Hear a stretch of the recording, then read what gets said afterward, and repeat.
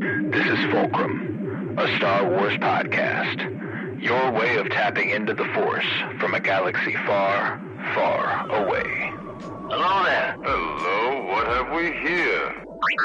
Here's where the fun begins. Count me in. Hello, everybody, and welcome in to Fulcrum, a Star Wars podcast brought to you by the Penny Bloom Podcast. Today, we continue our Rebels rewatch, and we're getting there with Season 1. We only have a few episodes left now as we are hitting the double digits. These are episodes 10 and 11. One is titled Path of the Jedi. That one was released on December 29th, 2014. It was written by Charles Murray and directed by Dave Filoni. And then episode 11 was Idiot's Array, released on January 12th, 2015.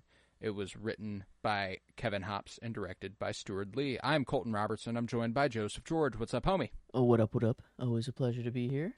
Oh, and it is always a pleasure to have you. How are we feeling about these couple episodes of Rebels? This is the first time we've had a pairing that I don't feel like actually go together. Mm-hmm. But that's not the worst thing in the world. The first one was obviously much more serious in tone. If you are talking to someone about the essentials they need to hit in Rebels, like if you're like, you want to take out all the filler, which I would never say that. But if people are making those essentials lists, that one's making it. 11 probably isn't. How are you feeling about them? Yeah, I'm the same way. I guess the through line would be Lando and Chopper. You know, I guess that connects the two, right? Because the game of Sabacc where he loses him, that happens in the first, and him just no, that back, happens at the beginning of the second. Oh wow, so there episode. not actually a through line. There is literally no connection. So it's just Kanan and Ezra at the temple, like going there and getting back. Wow. Okay. I for some reason I thought that game of Sabacc was right at the end, but maybe it was. No. I guess the beginning of the second. In. It's the cold open, because then they go to the with the Rebels logo stuff. Okay. You know? Well, I mean. Yeah, I guess not a true pairing, but still, it works.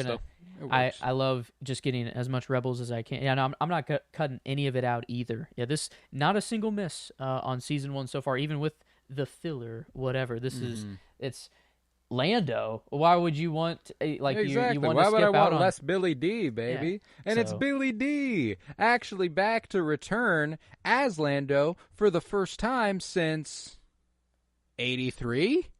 I guess what else hadn't been in anything, you know. He'd been. I'm pretty sure Solo was well into development at this time, so he was probably consulted on that sort of thing and stuff. Met up with Donald Glover and shit.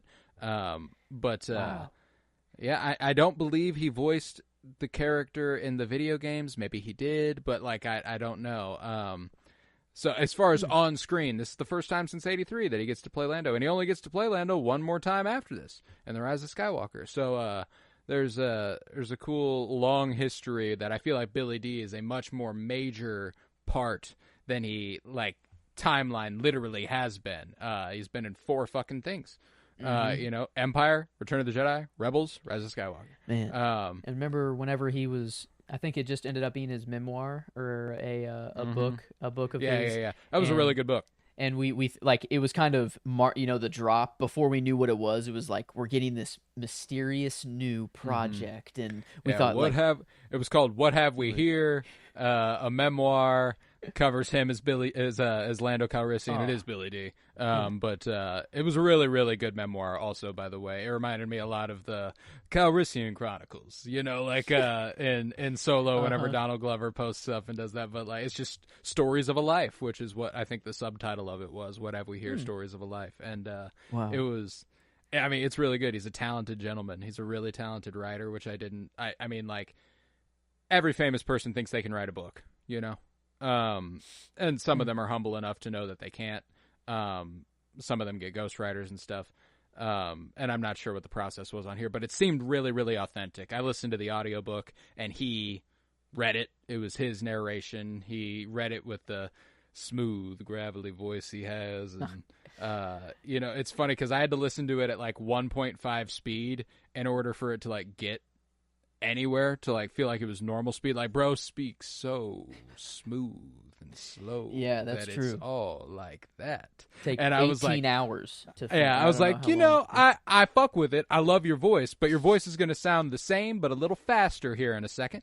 I love me some Billy D. I love Billy D. So his episode of Rebels has always been fun, and it's starting with Sabak, which is just, it's so Lando, and him being the swindler and the smuggler, and it just works for me. So I've always loved Idiot's Array. I've always enjoyed that episode. The Puffer Pig episode. We meet Az Morgan, who is a puffer pig in and of himself. What a fucking asshole. God, I hate that guy. I mean, he comes back though, right? Like he's around. He's never. I don't think he's ever a good guy, but he comes back around. No, yeah, not redemption, but I mean, like, do we see him die? Is what I was trying to get at. Like, does this guy eventually die? I would like him to. I don't know. I remember. I think they cross paths whenever Ezra befriends Hondo Ohnaka. Eventually, that sounds familiar. They're doing a deal with him, and it goes. Yeah, they have to. And so, like, I know Az Morgan's involved in some way. I can't remember if we actually see Az Morgan die, and maybe he does ultimately, but I can't recall off the top of my head. I wish we would. I wish it would be like Leia, Jabba the Hutt, Hera as Morgan, and she'd just get to fucking strangle this dude to death. That would be ideal. I do feel like Hera does get some. That does feel familiar for some reason. Treasure hunting on Winahaktu. They go treasure hunting with him. Hondo, as Morgan, and it looks like he's little pig guy. Yup, little Ugnaught. Yup, and yeah, that's right. And once they're aboard the Ghost, Hondo fight over the treasure chest, only to discover he's smuggling them on board. As Mangoland return to Hondo's. Oh yeah, he just leaves, so he's alive. Dang it. Man. Well, that means there's still hope we watch him die at some point. That's all that means. Rebels is really, really good about introducing some of my least favorite characters. I mean, like, they're fine characters. This guy serves his purpose, but goddamn does he suck. I feel the same way about Arinda Price, who's not in the show until the last couple seasons. Governor Price is the fucking worst. Karen. Oh my god, I hate her. The Empire I hate her Karen. so much. Yeah. Yeah. So like, they're they get close to little fucking guy. Little guy, can never even remember his name. Cad Bane's guy, his little droid. Do you not want it to be spoken? Is that what you're saying, or like you? No, I can't remember Toto? his name. Toto, yeah, fuck Toto. I hate love Toto. that guy. I fucking hate Toto. No, but maybe one day. Maybe one day Right. Toto's death will come, and you guys Maybe. can have your peace. We've still got hope. We've still got hope. Maybe as Morgan and Toto will go down in a ball of fucking flames together at some point. But no, I mean, if that happens, we're truly in the profit. Yes, profit shit. A different zone there. Yeah, but no, I mean, I think the second episode's a great deal of fun. I think that Billy D is an easy performance pick. Hera is an easy character pick for me. That episode might showcase her and her agency more than any episode preceding it. And obviously she's always been very fierce and very independent, but I love the on your feet thinking, and Billy D, Lando kind of giving her that code, like the mentioning the escape pods and stuff, and her picking up on it and taking advantage of it. Like, she's very, very good at going with the flow. She stands by her people. She loves her people. And she, the whole, whenever Kanan gives Chopper an order and she's like, actually, dear, Chopper doesn't listen to us anymore. Good job. Yeah. I love that She part. played the mom role to the T, like called Zeb his full name. Gera Zeb Aurelios. Yeah. Whenever you bring out the full name, that's Zeb knew he was in trouble, and then even like, but Kanan said it was actually okay. They went down the line to but blame. Dad everybody. said it was fine. Uh-huh.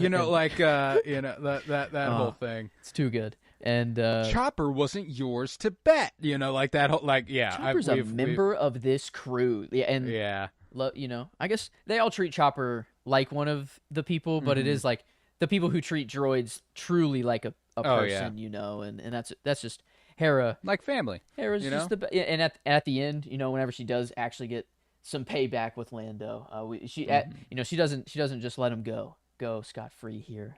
Gives him.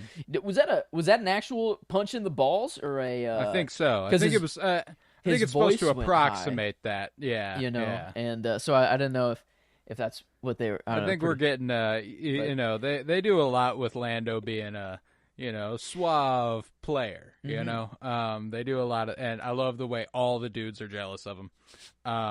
All of them are jealous of him. The way he identifies the influences in Sabine's art, and Ezra's like, "Hey, I told you your paintings are good months ago." What the heck?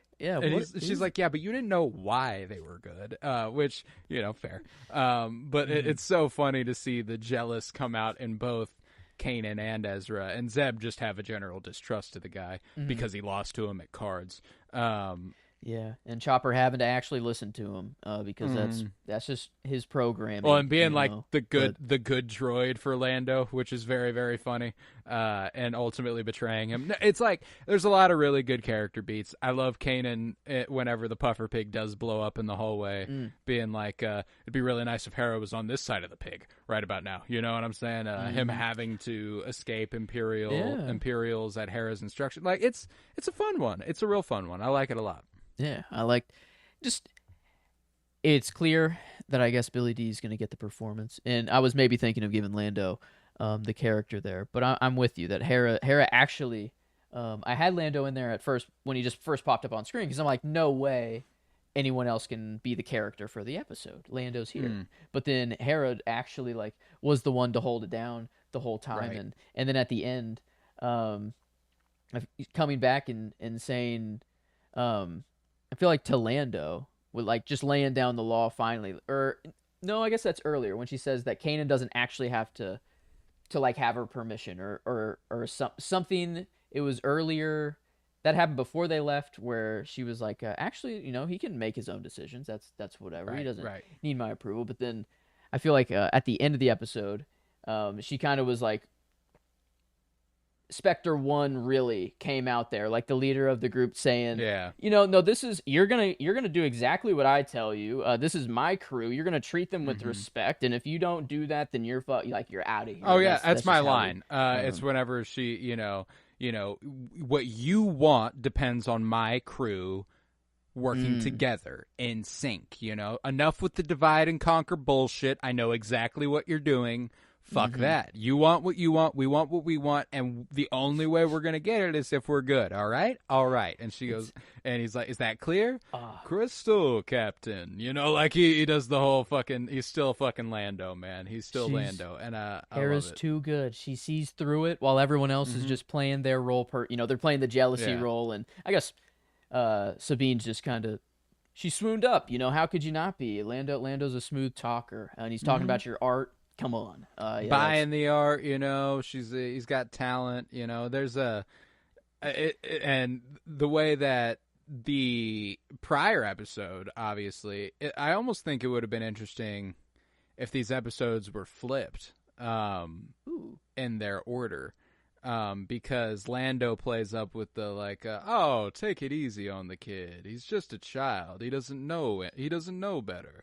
And Sabine not really having a dispute for that. And then in Ezra's vision, in the episode prior, he's got the whole, Sabine's like, he's just a kid. Me? I pity him. There's almost something about these episodes that probably would have worked better flipped, but we're coming back from a holiday break, network TV-wise. They hadn't had an episode in a month. They needed to come back with a fucking bang, and I think they did. And it's not like those insecurities go away. He just learns to live with them. And I think that's kind of the point of the first episode. He must know that they're there, but never feed into them. I feel like, I don't know, we kind of just talked about the second episode first. I feel like, I don't know, it's a little simpler. Not much more to talk more about I feel there. like that would have done that we could justice, probably go on the first one a little bit. Man, yeah, this one was, I don't know, it started off, we're going to a Jedi temple. Yoda's in here. We're having Kanan learn a lesson outside while Ezra's learning his lesson too. And I forgot that this is where he gets his Kyber crystal. I thought that this was just kind of like this is a trial. Well, I remember watching this for the first time, and my knowledge of Star Wars was growing. You know, like I feel like once you get to Clone Wars and Rebels, that's when you really start going, oh, you know what, I'm in. You know, like now I'm fully in and I'm getting it. But one of the things that was important was that this took place between Revenge of the Sith and A New Hope. You knew come A New Hope that there was one Jedi in the rebellion. Yeah. You know what I'm saying? So I go into the show knowing somehow they die or are not around. The first time I watched this, I thought Kanan was fucking dead. You know what I'm saying? Like, I thought he was fucking dead. And, like, whenever the Inquisitor does that, it's like, because they even do the thing where they go back to the ship, and he comes back, and he's like, no, you were on the ship, that was a vision. And the Inquisitor's like, yeah, that was a vision. I assure you, this is not. You know, like, and you're, like, you're none the wiser, you know, at least the first time you watch it. So, like, I remember being like, oh, we took it there, you know? And it's still really strong, even knowing it's a vision. It's maybe even stronger, knowing that we're playing on all of Ezra's insecurities and his fears. And I think that is probably the most important episode of the season thus far, in not Ezra's past, but now understanding Ezra's present state, you know, like where he is as a character. I think it's a really, really important step. I mean, what a perfect way to lay out his insecurities, and it's also this perfect lesson, you know, that Yoda's teaching him at the same time. And it, I guess my first watch, I was in that mode. I was like, oh my God, yeah, like holy shit, we're killing him. But this watch, it was like, oh man, like it. Now I know that these are his insecurities, but now that they're being put on a platter so easily, like that is at least what I was picking up on this watch, instead of just the fight and it is a good fight too. Like they always do great whenever lightsabers have to whip out. Very brief. Like like the Inquisitor gets his ass and it's done. Essentially, he gets the jump on him. The light, they always use the lighting of like his red saber and his like yellow eyes. I don't know, like they did a bunch of like really, intercutting really well. Stuff, but yeah, it's the trickery in there. You know, it's all. Yoda's just the guide, you know, to Ezra, is how he introduces himself. Like, who are you? And just a guide or whatever. And so it was. I guess I saw that this was actually Frank Oz as Yoda, which I guess is the first time that he's returned since being Return in the suit. Was he ever the actual voice as well, or was he? Like he was the puppeteer and voice. Okay, so he's always done. Because Frank Oz, I mean, major in with Jim Henson and the Muppets and Little Shop of Horrors in the 80s, all sorts of puppeting work, voice work, all that sort of stuff. That was Frank Oz's bag. If I recall correctly, Frank Oz actually directed Little Shop of Horrors. I might be mistaken, but. Frank Oz, very talented gentleman, and was the voice and puppeteer for Yoda in Empire and Return of the Jedi. Whenever Luke Skywalker and Mark Hamill was alone on set with somebody, it was Frank Oz underneath the stage doing all the stuff with Yoda. Okay, that's cool. But that's awesome. Yeah, it was nice to, you know, I guess we didn't physically see Yoda, even though he's, I guess, just chilling on Dagobah right now, right? Homie's chilling on Dagobah. I think it's important. That's a really, really cool tidbit, is that he's not just exiled himself. He didn't loop himself. Like he didn't. No, he's communing. He's communing with the Force, and he is tapping in and keeping track. You know, like Kanan says, and the fear that Ezra has for the Inquisitor is, he's like, I felt it the second you came here. You know. Like, Yoda felt it the second they came there. And that's actually true. You know, like, Yoda actually felt it whenever they went there. And it's the line of this episode, whenever I heard it, I was just like, I know, like, I guess, let me just pull it up here. Yeah. I forget, the line before is actually kind of important, but Kanan just kind of asks, like, how is this possible? How are you here? And he says, be not concerned with how. No, I am here because you are here. And that got me thinking, is like, I thought the temple would have been like the hot spot that Yoda could, you know, he feels like whenever someone walks in the temple and stuff. But maybe it's like the combination of like I think it's the combination of like it's, Kanan and being at the temple, because he's not just wired into the temple. Yeah. You know what I'm saying? Like he felt. I'm assuming, and obviously this is a complicated thing with the Force communion, and we've seen it play out differently in the manifestation of people, as we saw with Luke and Leia. Obviously, it expels all their energy; they die. You know, so like, but we also see that you know, the Jedi have the ability to speak to one another from a very far distance, as is also exemplified in the sequel trilogy, even from the beyond, as it were. And I think that there's just a lot of time Yoda has in his exile to commune with the Force on an excruciatingly deep level. And I think that he feels the movement of the Force in a more meaningful way than a lot of people can. Yeah. And the power he has with the light and the like the literal light in this. He literally manifests as light in this in this episode. I wonder if it's not even actually more the hotspot or the temple, and maybe it's just that they're actually connecting to just such a light. Well, I don't I guess. Well, they do have to connect to the temple to access the temple.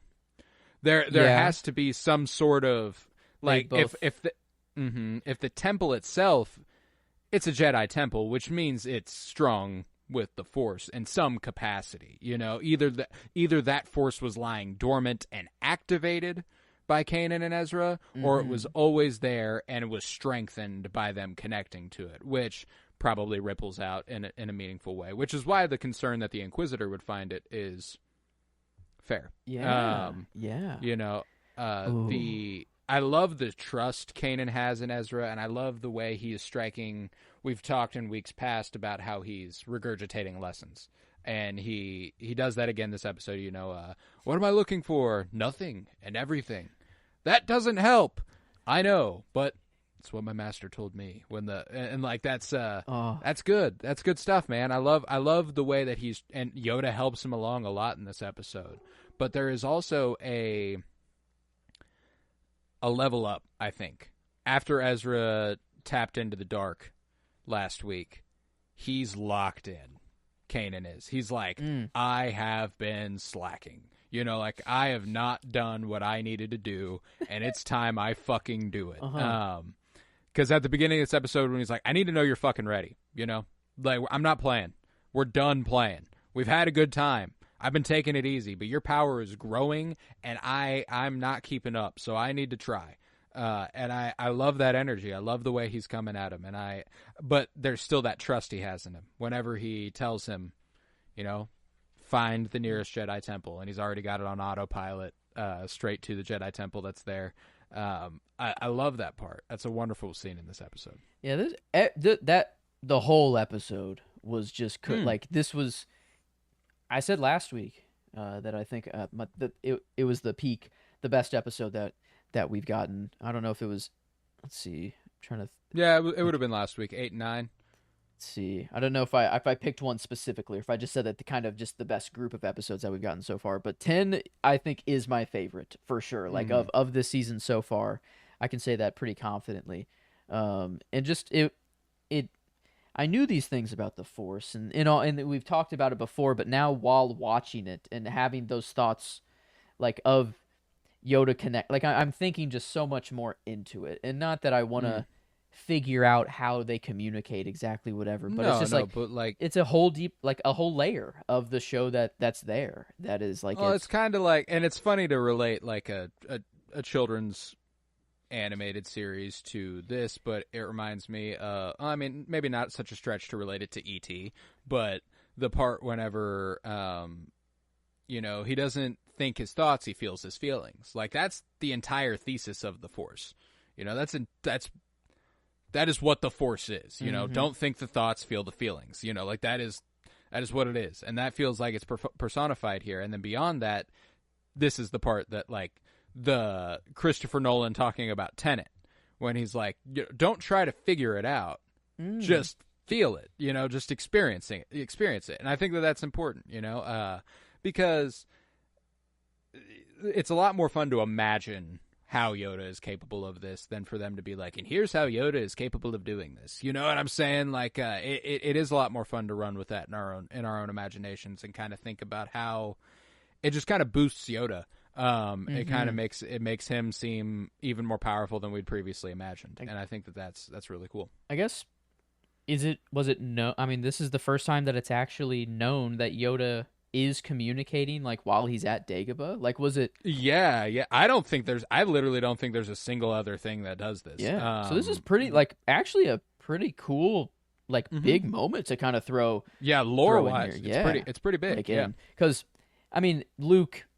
In his exile, that doesn't happen for a while, but that was like one of the main gripes is like, how can you just completely cut yourself off? But didn't it's so Obi-Wan? I'm sorry to cut you off here. It's so bizarre to think about the timeline of when stuff was released, because The Last Jedi does not feel that long ago. In December, it will have been 7 years. It will have been 7 years since The Last Jedi. Next year will be the 10-year anniversary of The Force Awakens. We just breached, in these 2 episodes, from 2014 to 2015. So we are now in the year The Force Awakens releases, and 2 years away from The Last Jedi as far as the timeline is concerned.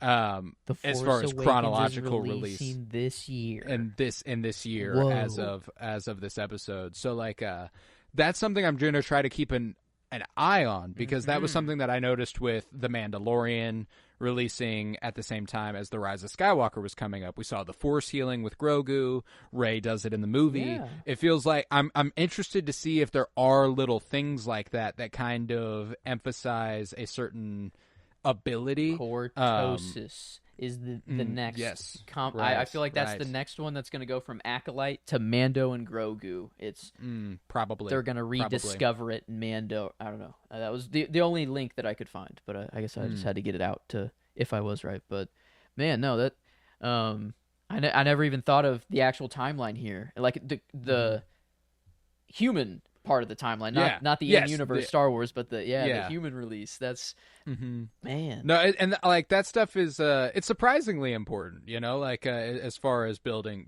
a world. Especially, we are ramping up synergy at an all-time high right now. You know, like there had not been Star Wars besides Clone Wars since the prequel trilogy, and then there was Rebels and Force Awakens and Rebels and Rogue One and Rebels and The Last Jedi and Rebels and Resistance and The Mandalorian and The Rise of Skywalker. Like, it all just kind of came, you know, like and not to mention the Thrawn books coming out in between that are kind of alluding to the into Rebels and everything. Like, it's there is a brand synergy thing that's at an all-time peak, because they were just getting it rolling, you know? And I think that's really cool to think about. Only if I could have been this in while it was coming out and reading. Dude, that would have been incredible. But would have been very cool. But I don't know. It's never too late. You know, or better late than never to be getting it all. I still need to get through those Thrawn books. God dang it! But now I guess I'll. Well worth your time. Library. And actually, Cortosis folds in those. Actually, that's funny, Ty. Yeah, there's a Cortosis. I think it's in the second book, Alliances. But yeah. Okay. Yeah, interesting stuff. But yeah, no, I've always appreciated this the Path of the Jedi, as it's called, that episode. I think that Yoda's communion with Kanan and his separate communion with Ezra, and it kind of happening simultaneously and all at once, and there's sort of this mysticism. I love weird Force shit, and Rebels does that more than anything else. So I'm excited to dig more into the weird Force shit, because this show does it more than anybody else. There's some interesting, not so much foreshadowing, but things that connect to later on in this episode. I might be mistaken. I'm fairly certain this is the temple where the world between worlds is accessed, and obviously we see that. Oh, we are on Lothal, right? Like, it is a temple on Lothal. And we see him engage something like the world between worlds. He goes into a similar room as the one Ahsoka goes into at the beginning of Ahsoka, if you'll recall, where she finds the little map. Dude, that's how he got the Kyber crystal's not even there. It can't, like that's like just, it was like through the world. Yeah, like I bet he was. That's where he kind of just was, and that's how Yoda's talk. The thought hit me also here that like Yoda is the anti to Palpatine, essentially. If anything, grander than Palpatine. Like he's been around way longer. Way longer, yeah. And if you view the Jedi as evil, then you would view Yoda as like the most sinister being alive. The like control freak who has been leading this empire for 900 years and taking children and putting his views onto the, whatever. And it kind of like, I'm not thinking, I'm obviously not thinking Yoda's evil, but like, right. This was the first, like maybe like with the Acolyte and that like kind of the Jedi aren't all good. If this is the kind of the route they're going down, like if maybe it is like, we've always thought of Yoda as, just he's Yoda, but if you kind of look at it for 900 years, of this dogma of just taking, the Jedi have been different, and it is, I don't know. We know the era we know is different, but I wondered if there's no question that Yoda is the most dogmatic of any Jedi we ever see, especially come the prequel trilogy. And even into the original trilogy, like we've brought up in weeks past, there's whenever Luke's like, I can save my father, they're like, no, kill his ass. Yeah. Yoda and Obi-Wan are both like, no, he's gone. Kill him. There's only one route. You have to kill the motherfucker. That. And so, like, again, can't blame them for thinking that. If nobody had ever brought him back, why would the son? He never even had a relationship bring him back. But, that's why Luke is so cool. That's why that story's so good. But there's something to the idea that Yoda, the cover-ups and the way that he engages in sheltering information, and that's why Vernestra goes to him at the end of the Acolyte to cover up, like, to explain what happened, because Yoda's gonna keep that shit unwrapped, and he's good. He thinks he has the interests of the Jedi Order at heart, which I think is the problem. His interests lie with the Jedi Order, not the galaxy strictly, but he conflates the two. Whatever benefits the Jedi Order does benefit the galaxy, because we are the peacekeepers and because we want what's best for the galaxy. What we do, if what's good for us is good for everybody. Yes. At least the morals of the Jedi are a lot easier to get behind than Palpatine in the it's never, that's just never. But yeah, I just with the angle of if Yoda knows of this dark stuff that's stirring, and if he's like this in the books, he's like, he covers shit up all the time, to save the Jedi. I just didn't know if that's kind of the angle they're trying to go down. Maybe not to say the Jedi are all bad, but that's the universe that's just how it was twisted. Well, and that's how the Empire rises. Like it's like the Jedi mounted a coup and tried to kill the Chancellor, and they were going to take over the galaxy. So we are erecting the first galactic empire, and all the Jedi are dead. Like that is the explanation in Revenge of the Sith. That's true. So there's something to the idea that obviously the Jedi have to go into exile because they're being hunted. So like, not only are they avoiding death, but there's an extra layer of it for Yoda that you bring up that I think is interesting, that if he was the Grand Master of the Jedi and the general of of the Clone War, there's a certain notoriety that's probably associated with his name that is kind of in the vein of the way some people would view Palpatine straight off the fall of the Republic. Like he's a mastermind. He's been doing this for 800 years, there probably is something like that with Yoda, which I'd never really considered. That is interesting. At least initially in public opinion. I think obviously that probably evolves when the Empire reveals itself to be what it is. There's just one side that's a lot easier to get behind than the other. So there's just trust your feelings. I guess that's that. Right. Your feelings tell you one way, and that's another. Jedi they always like to say instincts, and trust your instincts, but your feelings, or I don't know. Do they actually ever say that, or is that more not your feel? It's not your feelings because that's. Well, they say attachment. reach out with your feelings. Not so much like. Generally, I think the Jedi tend to view themselves as.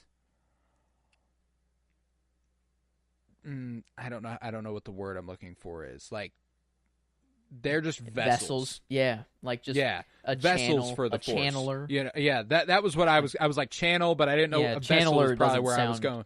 Yeah, I was they're vessels for the Force. So their instincts are the Force. Is kind of how they look at it. Whatever your instinct is probably the right thing to do because the Force is telling you to do that. I see. Now you could conflate that with hubris and pride, and you could, but and in some cases that probably is true. But when it comes to Yoda, he is an interesting philosopher of sorts. Like one of my favorite things in the High Republic books was, and I won't give away characters and stuff because it's a super satisfying moment. But they're talking about love and attachment, and Yoda basically goes, "What do you think?" And he's like, "I think they're right. I think that this could be good. I think it could, and I don't think it'll be limiting." He's like, "That's what you think, sure." He's like, "Yeah." Like if that is what the Force tells you, you are. It's probably good. Like that's. And I think that's a really if you aren't letting your emotions cloud it. If your gut is telling you, no, I shouldn't, but gee golly, do I want to, then it's wrong. If your gut's like, yes, but should I, it's probably fine. Like it's all ultimately pretty simple. And I think that's a pretty interesting way to frame things. Yeah. I mean, I'm going to take it to quite the extreme here, but like there's someone that you love, just a family member or something. If you're starving to death, your instinct is like they are food and you might eat them at a certain point if you go crazy enough. But your animalistic instinct, in your head, they're like, no. You're like, no, that's obviously not true. But this is like, I see how he can be dogmatic and instill his things, but truly it might just be like the Force. Like it is just like a chillax. Like I am the vessel. There is something to the idea that the more the Republic fell into disarray, the more dogmatic he became as a effort to hold on to what was. I think that's a genuine possibility because he didn't really need to be dogmatic before. No, to keep it. It was just there. It's in times like that you need to lock in on something, and that's what they locked in on. And so and again, it's obviously not the same thing, but it's similar to what Tyrion says in the finale of Game of Thrones about Daenerys, and I won't go into that because it's a completely different thing, and I don't want to spoil that show in case anybody's never watched Game of Thrones. But it's kind of like when you've been doing something so long, and you've been heralded for it, and then hard times hit, are you just going to switch up? Are you just going to all of a sudden not do those things? You know what I'm saying? No, you're gonna lock in on those things. That's what has worked for you. That is what has kept the Jedi Order alive for thousands of years. So why would this be the end of the Jedi if I decide to lock in on the principles of the Jedi? So that's one of those things too, where I think people obviously online get a little reactionary and everything, and that's always going to be the case in fandom and in these discussions. There's so many more gray areas than they like to that I think the movies themselves possess. Obviously there's always light and dark. There's always a good guy and bad guy. You know who the good guy and bad guys are. But when it comes to those debates about the fall of the Jedi, that's a murky period that you can go in on and discuss from all sorts of angles. And I don't think it's very black and white. And we just knew it. We were being told from the Jedi's perspective as well. Like we were following the heroes. We were following the light, and obviously rooting for them because it was so evil that the villains were. But it is. I feel like ruining Star Wars. It's just a new perspective on Star Wars. Yeah. You know, it's like the small folk kind of perspective. Like we have seen the legends, the people that people don't even actually believe are real. You know, it's like that's just a story. Luke Skywalker, that guy can't be real. Like that's he's a legend. But no, we saw those things. But it's now we're getting like the Cassian Andor or May and Osha. We're getting just kind of more normal people, and that I feel like that's where I want Star Wars to go now. Is like just give me the normal, just a galaxy implicating, you know, intimate stories, and I think that's what it's managed to be very, very intimate for a very, very long time. You know, and that's what's cool too is they managed to make intimate stories feel galaxy implicating, and I think that that's really, really cool. Andor specifically is not directly galaxy implicating. You know, like it's not like, well, if you pull off this heist, the Empire collapses. You know, like obviously that's not happening. But that's the philosophy that Nemec is posing. That every single step in that direction pushes our lines forward, and I think that that's what Rebels does really good. You know, this story with this story with Kanan and Ezra, those are steps in the right direction. Those are pushing their lines forward, and that does help the Rebel cause. You know, and we see. I can't remember what material it is. It must be Ahsoka that Ezra is kind of heralded as the hero of Lothal. You know, he leads Admiral Thrawn and his army away, and they. That's how Ezra's remembered, is that he was a legend. You know, like and I think that that's cool. It's not galaxy implicating, and obviously planet implications are pretty massive. If you save Earth. It's, you know, like that's a pretty big deal to us. But in a galaxy far, far away, if you save one planet, it's obviously very, very cool. But it's not like the galaxy was at risk. But that's the thing, is that if this planet falls, the galaxy does become at risk. You know, like that's one of those things. And I think that that's what Rebels has always done really well for me, is that it makes this very intimate story about these 5 characters feel like the end of the world. You know, and I love that. Andor had that good mix of having things that were still big enough to give those people like the satisfaction, like they were building parts for the Death Star, or you know, like that it led to this, and like so it's a literal you can see the connection, but it's almost even better if there isn't. Like it is just like a Nemec's kind of a perspective that we've never had. I would have never thought of like everyone has their own rebellion. Exactly. Like that's a perspective that has never left me since Andor. And I think of and people don't even know. Like that's one of the things he says. Like they don't even know they've taken up arms. You know, like they don't even know they've joined our cause, and they have. You know, and like that's I'm getting chills talking about it. Every conversation about rebellion is going to come back around to Andor. It's just a guarantee. But I think that that's what's cool about this episode, man. Specifically 10. I was wired into Star Wars here. Like I'm in it, and I'm thinking. I'm mainlining a galaxy far, far away. Beamed, I was trusting my instincts. You know, I don't know. I was, and my instinct was to sit you back, felt the feelings, relax, and take it all in. That's all I had to do. And no, it was perfect. I mean, what was cool about that episode too, just like literally, I know we've been very broad stroke Star Wars discussion here regarding it, but specifically on that episode, it notched the 3rd straight episode that I'm going Taylor Gray as Ezra for performance and Kanan Jarrus as character. By the end of this, I'm excited to do the tally, the count, you know, like we did with Game of Thrones, because right now, I think 11 episodes deep, I think I've picked Kanan 5 times, maybe 6. Obviously, we had problems with the sheet today. We'll have to figure that out. But he's the GOAT.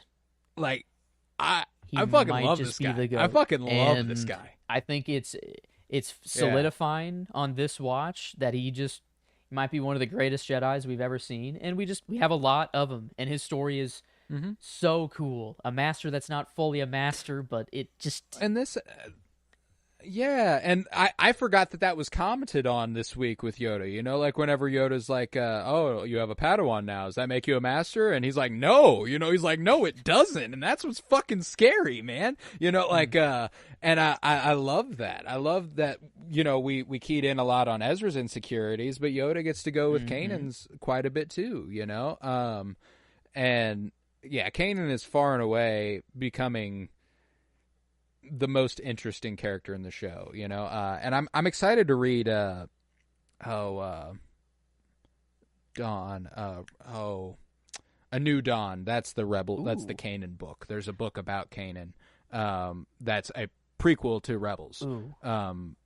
And whenever he's talking about I lost my way, you know, and I haven't, you know, I need to make sure Ezra doesn't lose his way. That book is what dives into that. Like, it's not because of my ability or whatever. It's because of who I am, is what he said. And it did feel like there was some past that like a chunk, like it felt like he was referring to a time period that wasn't shown before, like a. Well, and there is a little bit of that. There's flashes of it before they discover Ezra, you know, like and obviously they're going up against You're the still Empire, rooting for so him, it's kind of like I guess it, he, you know, yeah, but like it is not Jedi like to just kill people, you know what I'm saying? Like, and that's what he's doing, you know, one way or the other. They're killing people, you know, and I personally don't view it as the worst thing in the world. But to a Jedi and their tenets, that's not ideal. You know, like and they're stealing and they're thieves and they do all this, you know, like, so like there's something to the idea that he feels he's betrayed who he once was or who he was supposed to be. Him, you know, he grew up in the pre-Anakin Ezra era, you know, like that's just post-Anakin. It's because the All Jedi bad. had that fear of if someone were to turn, it could go really bad, but it's never has happened. And then it happened, and you saw how bad it could be. And then Kanan now has that in his back mind. You know, he's like, if I fuck up, knowledge, like, yeah. I mean, Ezra, I guess Anakin is the chosen one, whatever. But still, it's like that's. Yeah, they don't all know that, you know, like Kanan. That's I feel like is that where the most of the fear like stems from of like I'm sure that's. I mean, I think it's part of it. I think it's definitely part of it, and it's probably undoubtedly there. I think there's also just a personal level to it. He wants what's best for Ezra, and going dark is not best for anybody. You know what I'm saying? Like that's it's corroding, and it makes you worse. It's not just that you gain more power, and Ezra talks about, you know, like I want to be more powerful, I want to help them, and him knowing that's wrong too. Whenever Yoda's like, "Oh, did Kanan teach you that?" And Ezra's like, "No, he would never. He's a good master." You know, like he's like, he basically confesses to using Kanan for his own gains, at least temporarily, before he realizes that's the wrong route to go.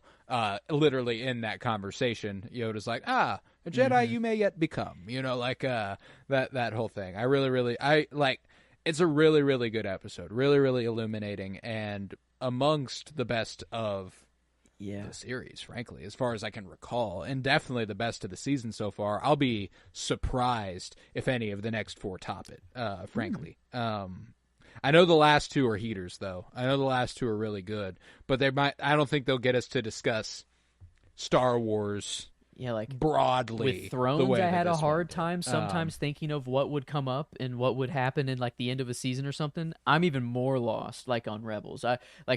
As far as when things happen, I don't know. I know the big things that happen, but as far as when Kanan dies, I could not tell you when at all that is. That could be the start of season 2. We're with him for a lot longer than that, so I know it's not that. But things like that, like it's just it's crazy to me. But then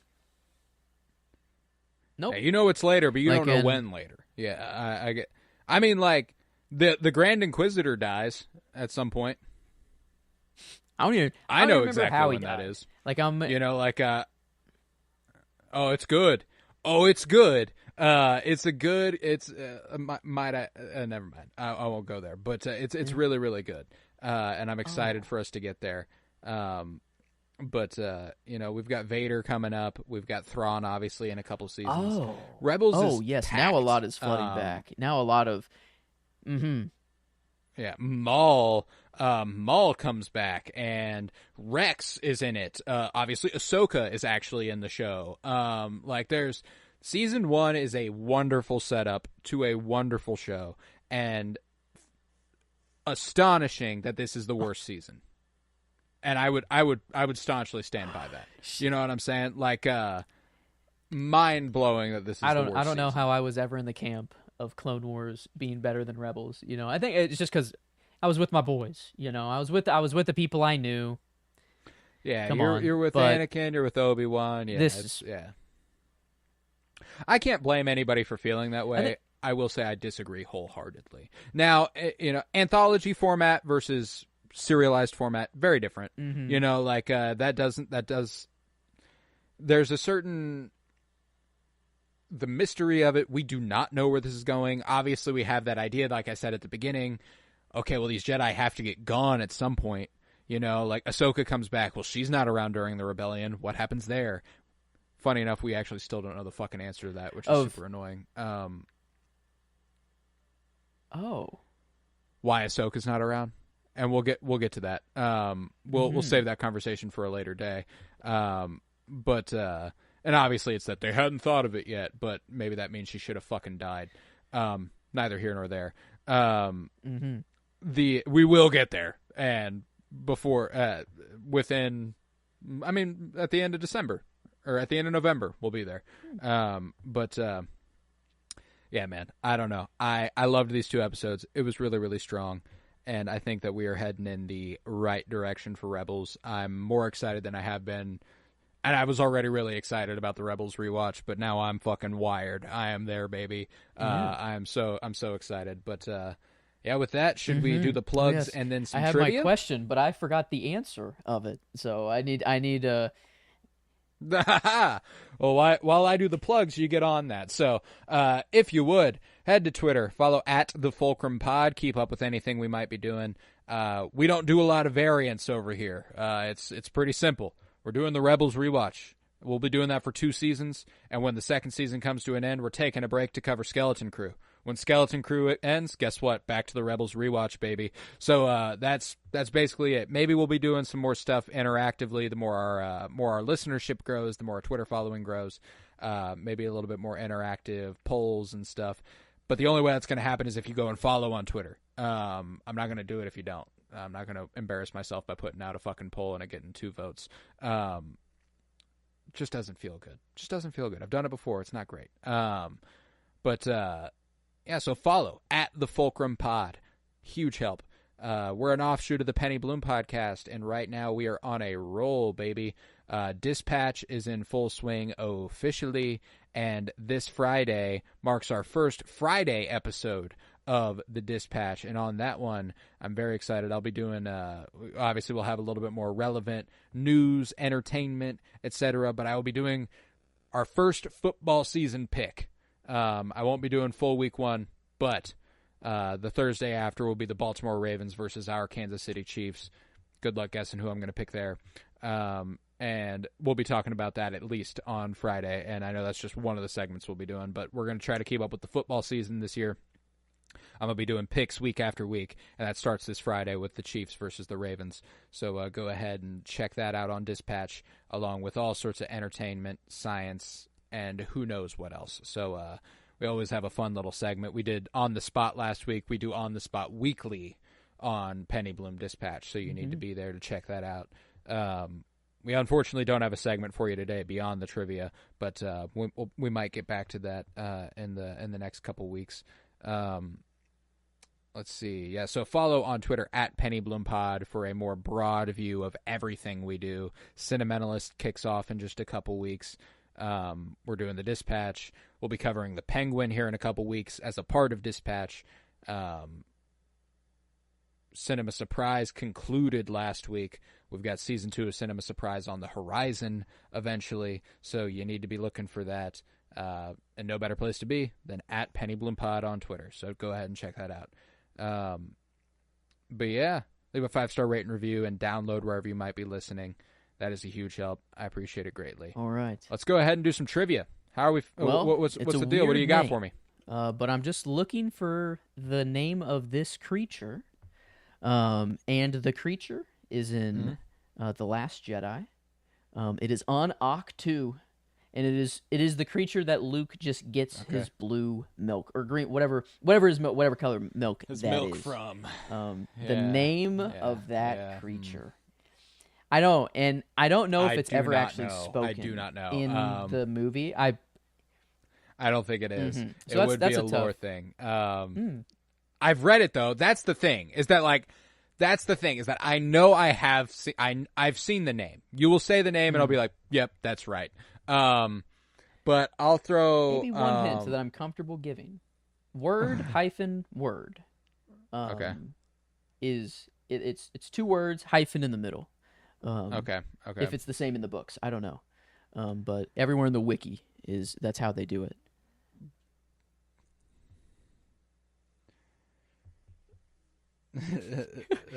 Long Close. snouted titty beast. I think that is the first name they were going to go with, but sadly they had to go with Thala Siren. Thala Sirens. Thala Siren. That's cool. The only reason I'm bringing them up is I was just wondering if the little guys that we saw on whatever, not Octu, I guess, if those grow to be mystery planet. These big things.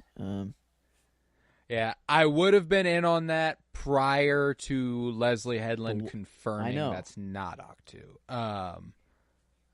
The whole planet goes. The whole thing planet TPs, dude, teleports, and then it's like we have to name. It's this new planet has appeared. What do we name it? Octu. But it's been there. I don't know. Yeah, I see. That's true. Octu's a bit ancient. Probably doesn't line there up. There is but, that. But okay. That was the Thala Sirens. No, but okay. Thala Siren. Okay. I've got a 2-parter for you. Okay. These are ones you should know. They are your boy.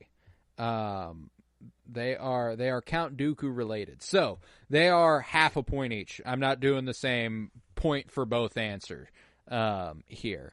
But so 2-parter, each worth half a point. Dooku was the Padawan of Yoda and master to Qui-Gon Jinn. It wasn't until he left the Order that he embraced his roots and accepted the royal title Count from his home planet, and took on an additional name from his new master, Darth Sidious. What planet is Count Dooku from? Tyrannus? And what is his Sith name? Would be the Sith name. That was okay. I was is hoping the that Sith would name, come yes. because that's the part I know for sure. Yep. The planet. Ooh, where the separatists kind of stem, where all this I can see his dad. I can see the The Bad Batch went there. what do they there's call all themselves? sorts of stuff Fuck, there. because whatever they call themselves, the planet name is probably close to that, but maybe it's not. Oh my god. What do they call themselves? It'd be a guess. At least Tyrannus. At least I. That was good. You've got the half point at least. There you go. Because in the Bad Batch, literally, he's restoring a fucking robot that has this history or this. God, you're gonna say it, and I should know this. This one, I'm pissed I don't, but I'm gonna have. Damn it, I'm not gonna get it. Yeah, you're gonna pass. Do you want to throw anything out there? My only M. I don't know why M. The first, but it doesn't. All right, it's an S. It's Sereno. Serenians. Yeah, that's. M. I don't know where M was coming from, but Sereno. Sereno. Yeah, Count Dooku was Darth Tyrannus. I don't even know my dude's home planet. That's. I guess I gotta get my. That's tough. That's tough, though. I'm going to save another person's home planet for a far later day because it's, like, never even mentioned, I don't think, in lore. So, like, it's just, like, something if you Googled this person's home planet, that's the probably. only way you'd fucking know. That's true. Maybe it's in a book somewhere. But Sereno has been expressly acknowledged as the home planet of Count Dooku. So I wanted to go ahead and throw it out there. But yeah, okay. Well, you got more right this week than I did. So there's that. You got Tyrannus, and we'll be back with some more. Well, that was actually a fun conversation we've had in the past, where, I mean, this was a long time ago. I asked this question in a similar vein that I asked the last name of Padme when I asked if you knew her name, and it was Naberry. That was a conversation we had a really long time ago. So I wanted to see if you remembered it. The same thing happened with Darth Tyrannus. And I can't remember if it was you or Miles or Kyler. Somebody didn't know that I think that's Tyrannus and that Dooku were the rings a same bell. person. Yeah, no, that rings a bell. Yeah. That does? Okay. I was like, I couldn't remember if it was you. It was specifically you or Miles. I couldn't remember. But I mean, like, this was 3 or 4 years ago. Like, that was so long ago. That I was like, if you hadn't re-upped on that, I was going to be surprised. I was like, I'm sure you know Tyrannus. That came out, so boom. I'm glad I knew that. But I need to get my note cards back, my flashcards. Put a person in Homeworld on the other side. I'm gonna study up. But no, that was good. Right. I like that one. That was good. There you go. There you go. All right. Hell yeah. Then we'll be back with some more trivia next week, and we'll be back with episodes 12 and 13. It'll be our penultimate episode of Season 1 of the Rebels Rewatch. We're already there, baby. It only took a few weeks. Took even less time than it did for a season of Game of Thrones, even though it's 15 episodes, which is wild. Breezy. But we're moving, and I'm happy to be moving. I love the show. So be back next week for more Rebels Rewatch. And we can't wait for it. I was Robertson. I was joined by Joseph George. Thank you very much, homie. Pleasure to be here. Oh, and it's always a pleasure to have you. And remember, for light and life.